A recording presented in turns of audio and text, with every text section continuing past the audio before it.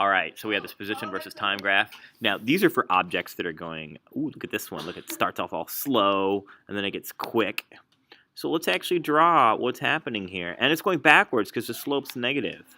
So I got a little slow velocity here, and then a quick velocity here, all backwards. And so the way I would draw this is I just draw a line from slow to quick, like that. Now, the slope of the velocity graph determines the acceleration, so I'm not going to think about speeding up or slowing down. I'm simply going to notice that the velocity graph has a negative slope, and so my acceleration will be just a nice negative flat slope here. So that's problem number 5. Problem number 6. Oh boy.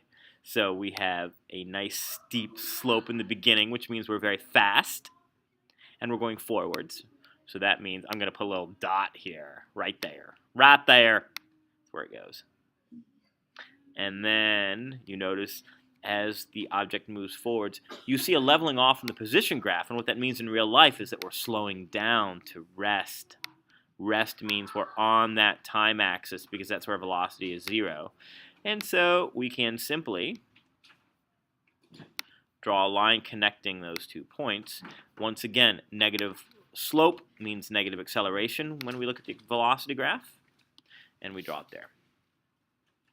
Continuing, I'm going very quick, and I'm going backwards, and then I slow down to stop right there, and so my graph looks like this for velocity. And then we're going to have the acceleration graph. Now notice, since the slope of this velocity graph is positive, don't think about speeding up or slowing down. Just look at the sign of the velocity graph slope, and you realize it's positive all the way. Now for this position graph, we're going to actually break it into 2 pieces. One piece here, and then another piece at the end. So here's what I notice. I start off going fast and forwards. Then I level off to a flat graph, which means I'm stopped. And then I'm starting to go backwards faster and faster.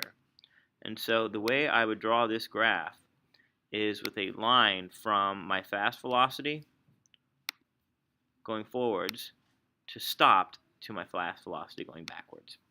Now looking nope, that's right. And so looking at the acceleration graph, I end up getting a negative slope all the way through. So that's problems 5 through 8.